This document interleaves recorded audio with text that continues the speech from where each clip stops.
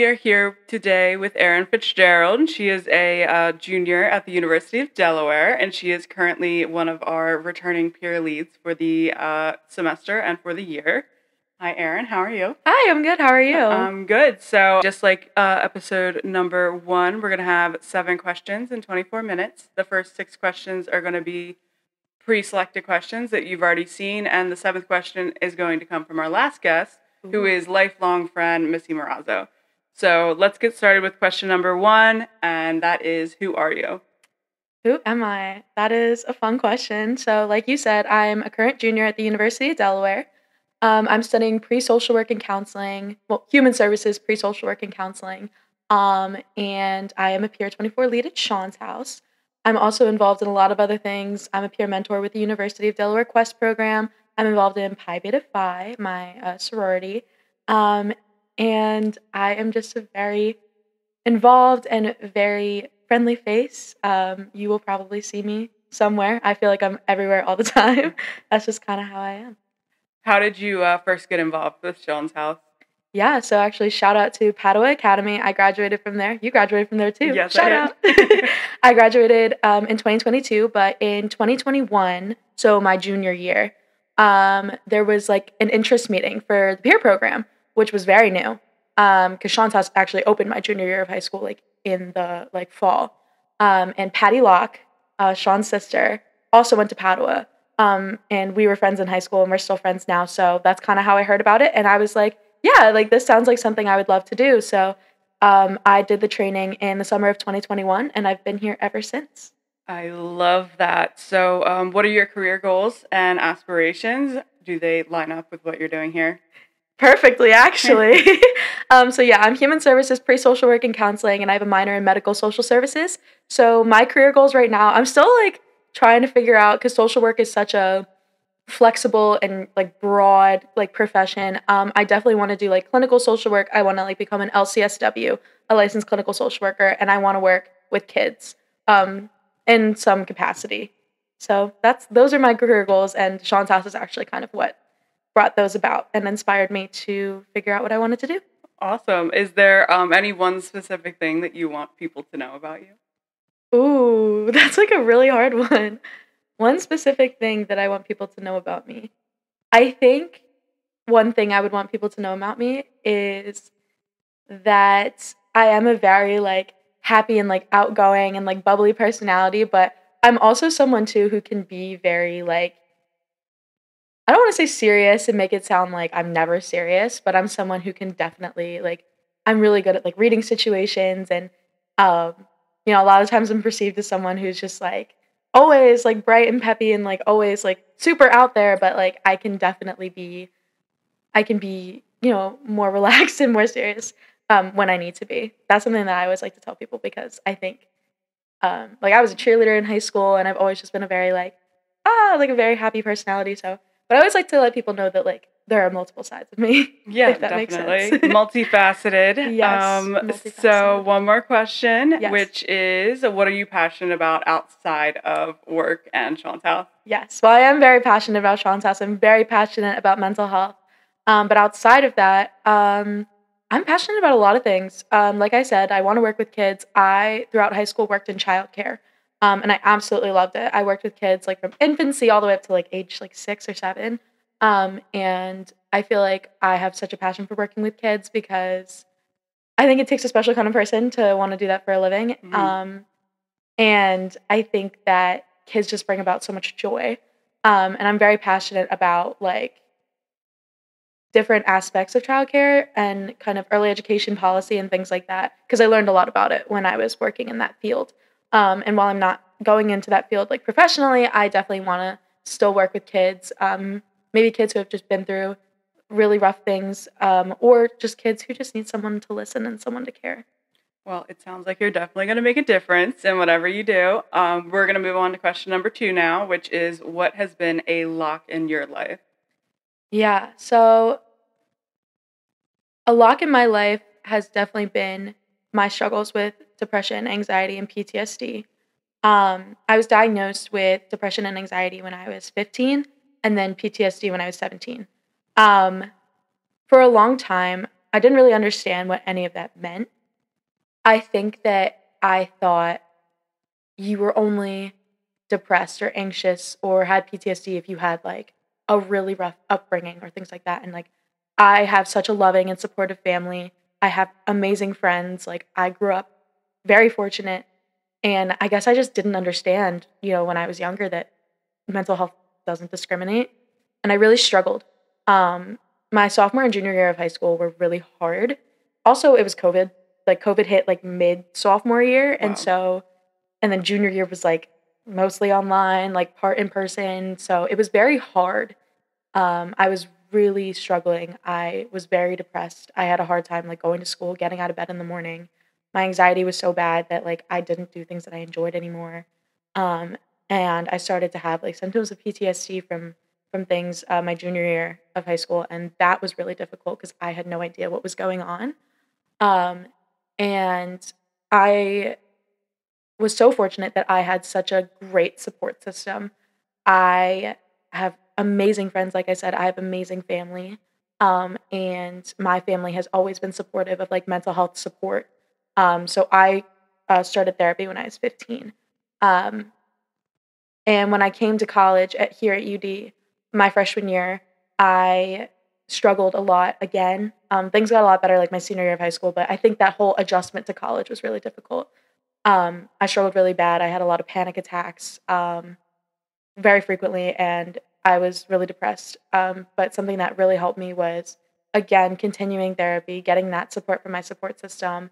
And I was a peer here at the time, and I got so much support in house, even though I was a peer. Like, I got so much support from everyone else, and that was something that made a whole world of difference. And now being a junior, I can say, like, looking back on all those times, those locks in my life, like, I am so happy to be where I am today and to help other people. That is truly like the greatest gift I ever could have had. Yeah, well, we're happy to have you. I think a lot of people don't realize about PTSD is you don't have to be a veteran and you don't Yeah. have to have experienced something super Yeah. traumatic to experience symptoms of that. So I think that's a really important point that you brought up, and thank you for being vulnerable. Absolutely. You said you relied a lot on Sean's house. Was there anything else that helped you to get through this difficult period? Yeah, absolutely. I mean, Sean's house kind of got me connected to a lot of other resources. That's kind of actually working at Sean's house is how I found my current therapist, Mhm. which is awesome. Um, and I also was definitely at that time struggling to kind of open up. But I got a lot of support from my parents. My parents are the most lovely people in the whole world. They also really love Sean's house. And they have been like a game changer.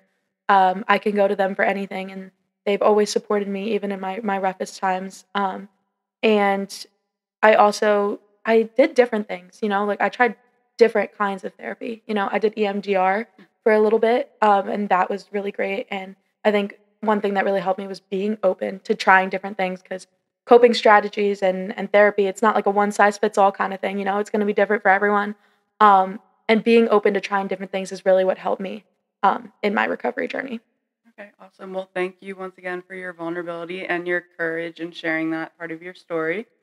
We're going to move on to question number 3. What is the one thing you want the world to know about Sean's house? Ooh, It's a tough one. it is actually. Yeah. I wear this sweatshirt around campus all the time, and I have a tattoo. Yeah. I don't know if you can see it. A bunch of us got tattoos back in April. And everybody, when I'm out, always asks me, like, what is 136? Yeah. Like, what is that? What is Sean's house? Not as much around here anymore because we're at UD, but just like out and about, people always ask. And I think the one thing I want people to know about here is that it's not only a place where you can get peer support and like get support when you're struggling or going through a rough time. Like, there are people who just come here for the community. And I think that that's something really important to drive home to because I have met some of my favorite people in the entire world in these walls of this house. Like, and I would not have met them if it wasn't for Sean's house. And I just want people to know that there are people here who are just here just to be. And there are people here that you're going to meet that are just some of the most amazing people you'll ever meet. You'll have the most amazing conversations, the best laughs at the dining room table. Like, this place really is home in every sense of the word. It's more than just one thing, if that makes sense. Yeah, absolutely. Is there anyone specific that you want to shout out? Oh, there's so many people I want to shout out. Well, like you said, That's Missy's hard. a lifelong friend of mine. Missy was in my brother's grade in grade school, so I've known Missy since I was like 5. Love Missy Morazzo. Sam Nowell, you're amazing. You just joined our team a couple months ago, but you are absolutely amazing at what you do. Ange Poyesi, the director of Sean's House, was actually my AP comparative government teacher in high school. So we've known each other for a long time, but I absolutely adore her, and I think that she is an amazing role model and mentor. Also, shout out to Chandler Morrell, my co-peer lead.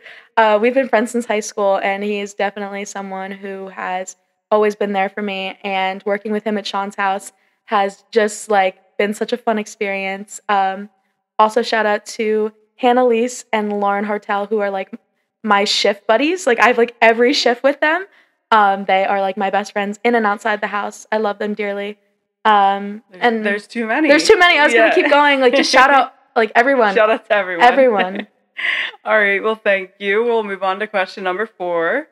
Who or what, which kind of falls into what we just talked about, has been a lighthouse for you in your mental health journey? So you mentioned some people. Can you go into more detail about how they helped you, in your times of need? Absolutely. I would just say all the peer leads. I've been a peer lead. This is my 2nd year, so the peer leads last year, I miss them and I love them so much. So if you're watching this, shout out, come back and visit. And also the peer leads this year. I feel we're such a family. Like I said, Lauren and Hannah, I see them every shift because we work, excuse me, every shift together. But they have just been so supportive because this is such a unique workplace in that we all have lived experience with mental health. We might have, similar diagnoses or similar experiences, but our experiences are not exactly alike. And I think that that's beautiful because we can offer different perspectives, but they've been so supportive and helpful to me by just being someone to listen. And we do that for each other, we're always here for each other in and outside the house. This is such a special place working in a mental health safe haven because not only am I given the gift to be able to help other people, but so many people are there for me too. And everybody's always checking in with each other here, which I think is so beautiful. And like I said, the peer leads, they're my best friends in and outside the house. I have classes with a lot of them. I see them all the time just out and about, and they're just my favorite people. So I love that. Thank you very much. Another follow-up question. How can you be a lighthouse for someone who is struggling or just starting out on their mental health journey? Absolutely. I think my biggest thing is always validate, and empower. I think that everybody here, whether you're a peer volunteer or peer lead, has a bit of a different style almost and kind of how we provide support. But I'd say that mine is definitely very heavy on always validate and empower. You never know, even if someone is opening up to you, you might not necessarily know the full extent. Sometimes people aren't ready to open up fully. And so validating their experiences and their feelings and empowering them is so important because we might not understand everything. Even though I work here, I don't understand everything. Some people might come in with a very similar experience to me, but I still might not understand them fully. And I think it's so important to validate people in that they are not alone and that there are so many resources out there and let them know to give themselves grace because it really is Missy told me a few years ago when I was in high school, it's all about peaks and valleys.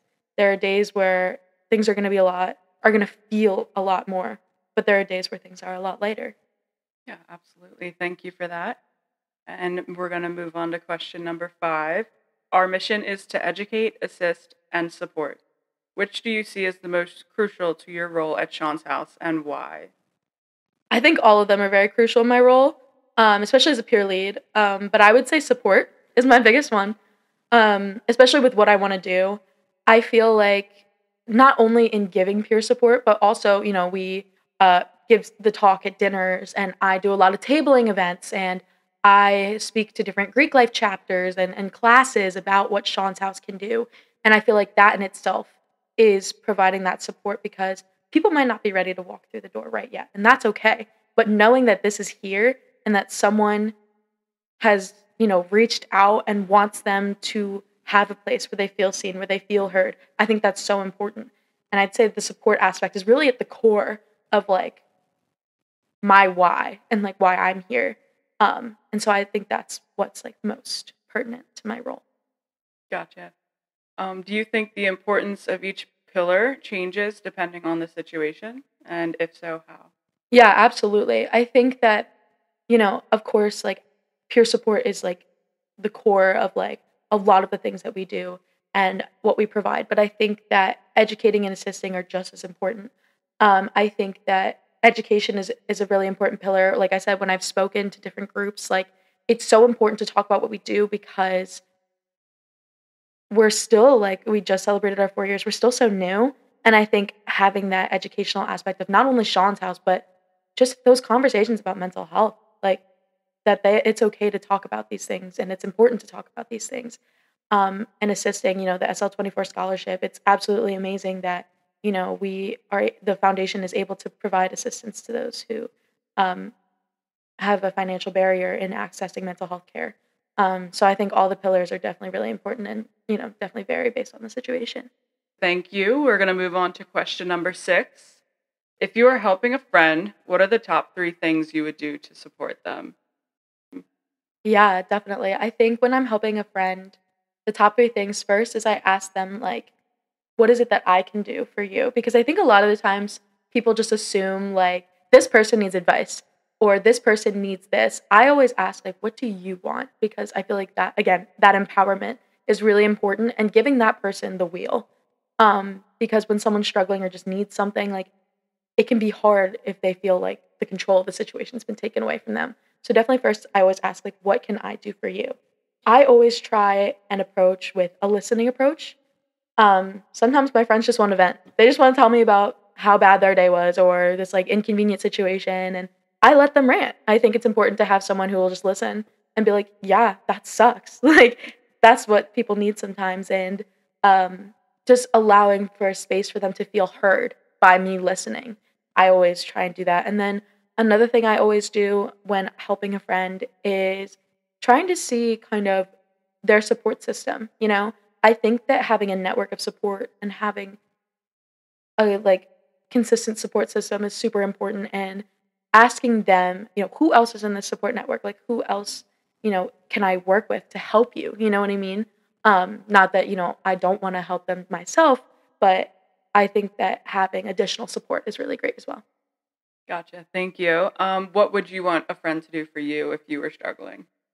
I love when people are like, "Do you want advice or do you want me to just listen?"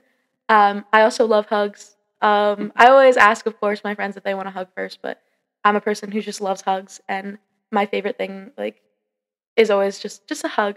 When Hannah comes in on shift, we always hug. That's the first thing we do.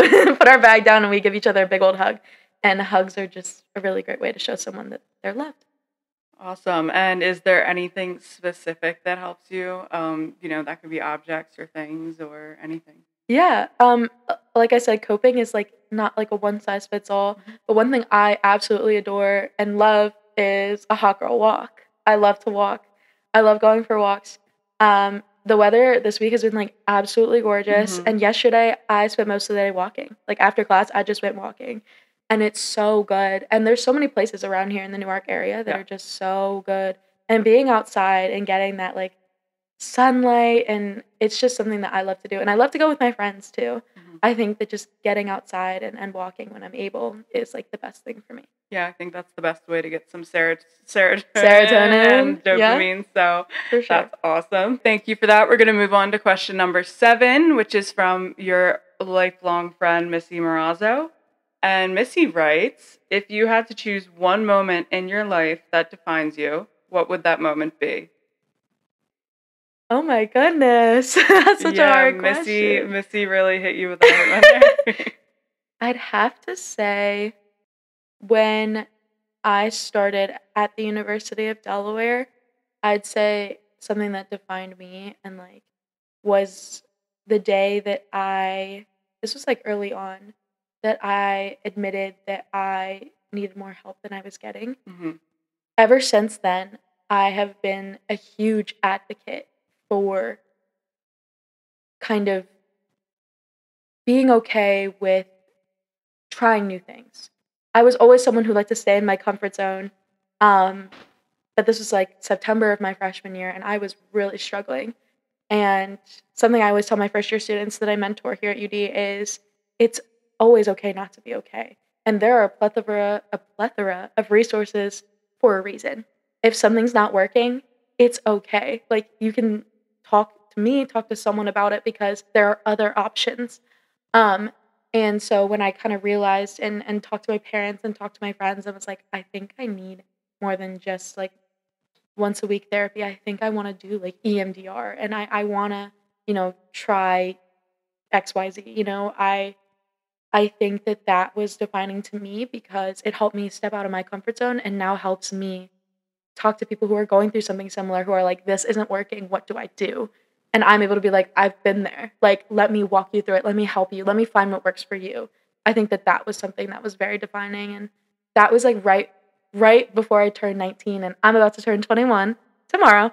And I see that as such a beautiful thing because of how far I've come. And I think that while, yes, like my locks have defined parts of my life, I think the triumphs that I've gotten from that, the fact that I'm having another birthday and that I am able to kind of look back on those things as learning experiences is really important to me. Yeah, that's really special. And now you're able to be a lighthouse for those people who need it most. So, Yeah. All right. Well, thank you for being so vulnerable, and thank you for your time. You've shown a great amount of courage and bravery today, speaking about your struggles and your time at Sean's house. We will see you around the house, as I know you'll be here. And Yes. thanks for tuning into episode number 2.